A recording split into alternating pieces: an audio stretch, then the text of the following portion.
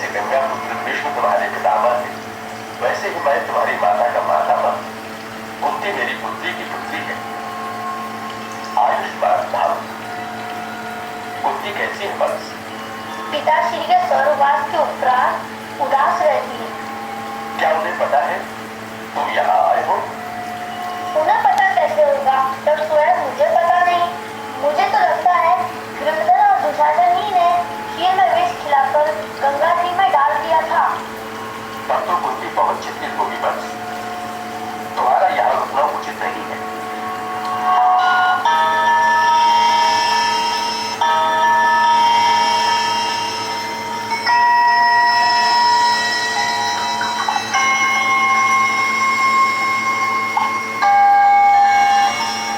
पियो वंश, पियो। ये सुधा रस है। एक कटोरे में 10 हाथियों का बल है।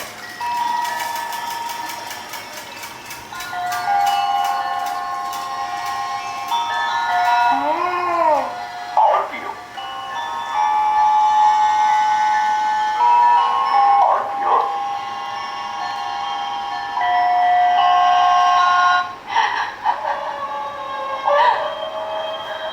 अपने आंसू पोंछ करो कुंती। रो लेने दीजिए, क्योंकि इनके आंसू राजकुमार भीम के अतिरिक्त और कोई नहीं पहुंच सकता। माताश्री, भीम, भीम मेरे पुत्र,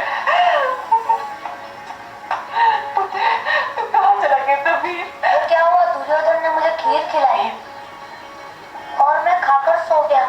आँख खुली तो देखता हूँ कि मैं नागलोक में हूँ और नागराज कह रहे कि वो मेरी माता के मातामह है। हाँ पुत्र, वो मेरी माता माँ है, परंतु तू अभी इस बात को यहीं छोड़, पहले ज्येष्ठ माता श्री से आशीर्वाद ले ले। चल पुत्र। देवी भीम, तू कहाँ चला गया था पुत्र? आयुष्मान भव, शक्तिवान भव। शक्तिवान तो मैं हो गया हूँ, 7 कटोरे सुधारस पी के आया हूँ। क्या हुआ, वो पेटू तो लौट आया? लौट आया? परंतु लौट कैसे आया? मामाश्री ने तो बताया था कि उस विष का तो नागलोक के सर्पों के अतिरिक्त और किसी के पास है ही नहीं। ये सब मैं नहीं जानता, पर वो माताश्री कुंती के कक्ष में बैठा डिंगे मारा है कि नागराज ने उसे सुधारस पिला दिया है। अब तो मामा भांडा भी फोड़ देगा। भांडा फोड़ के भी करेगा क्या वो? अब हम दो के सामने उसी की बात मानेगा भी कौन? अब पिताश्री, पिताश्री तो मेरा ही साथ देंगे। और माताश्री, माताश्री टेढ़ी खीर है। खीर का नाम मत लो, खीर नहीं तो सबका का फैलाए। मुझे तो अब भीम के सामने जाते डर लगता है। तो मेरे साथ लगे रहना, वो अकेला हम दोनों से लड़ तो नहीं सकता ना। मैं तो दुर्योधन का सर तोड़ दूंगा। सर तोड़ने के अतिरिक्त भी कुछ बात क्या करो। अरे सुनते हो अर्जुन, वो तो मुझे खीर का जासा देकर विष खिला दे और मुझसे जाकर गले लगा लो। यदि तुमने ऐसे ही किया तो दुर्योधन में और तुम में अंतर ही क्या रह गया? गुरुजन का उपदेश ही भूल गए। मनुर्भव, मनुष्य बनो, और मनुष्य ना ही किसी को विष खिलाता है, ना ही किसी का सर तोड़ता है। क्षमा करना सीखो अनुज, दुर्योधन भी हमारा भाई है। तो क्या मैं उसके पास जाकर उसको धन्यवाद दूं और कहूँ खीर बहुत अच्छी थी, फिर कब खिलाओगे? नहीं, तुम यह भी नहीं करोगे। अच्छा तो बताओ मैं करूँ क्या? चुप रहो, ये हमारे घर की बात है। माताश्री और हम 5 भाइयों के अतिरिक्त किसी को पता नहीं चलना चाहिए कि तुम पर क्या बीती। घर की बात घर के बाहर निकलते ही पराई हो जाती है, और यदि ज्येष्ठ माताश्री को पता चल गया तो उन्हें बहुत दुख होगा। क्या ये आपका आदेश है कि हम चुप रहे? यदि तुम आदेश के बिना चुप नहीं रह सकते तो यही मेरा आदेश है, और यही मेरा भी आदेश है।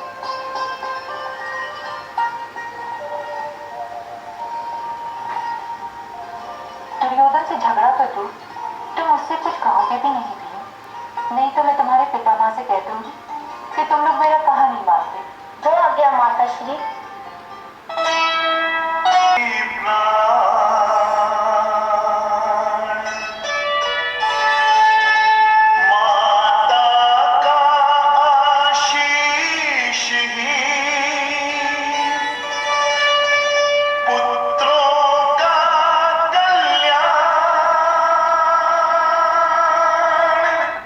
सिंहासन भी कट जाएगा और मैं उस राज सिंहासन की रक्षा करने के लिए वचनबद्ध हूं। दुर्योधन अभी बच्चा है, संभाला जा सकता है। धृतराष्ट्र में भी साठगांठ करने की समझ नहीं है। वो अपनी आग में जलना चाहता है, सो जल रहा है। परंतु धृतराष्ट्र और दुर्योधन को विष की खाद देने वाला केवल शकुनी है, शकुनी, जो आज भी यही सोचता है कि गुरुराज घराने ने नेत्रहीन धृतराष्ट्र का गांधारी से विवाह करवाकर गंधार राज परिवार का अपमान किया है। उसने हस्तिनापुर राज सिंहासन पर अपनी चौसर बिछा रखी है। आज मैं हस्तिनापुर राज सिंहासन के लिए जैसे डर रहा हूं, वैसे तुम भी डरो विदुर, तुम भी डरो, क्योंकि हस्तिनापुर के प्रति हमारे कर्तव्य की मांग यही है, यही है। पुत्रों आओ आओ वत्स।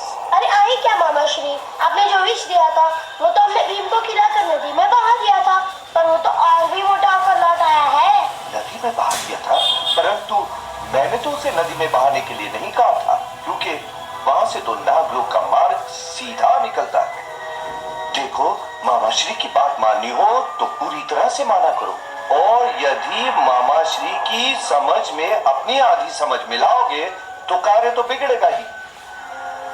4 दिन दम साधे बैठे रहो, उसे छेड़ने का अवसर दो, और जैसे ही वो छेड़े तुम अपने पिताश्री के पास एक एक की 100 लगा के कहो। मामा श्री, मैं तो सोचता हूँ 2-4 दिन गुरुकुल जाऊँ ही नहीं। बस यही भूल न करना।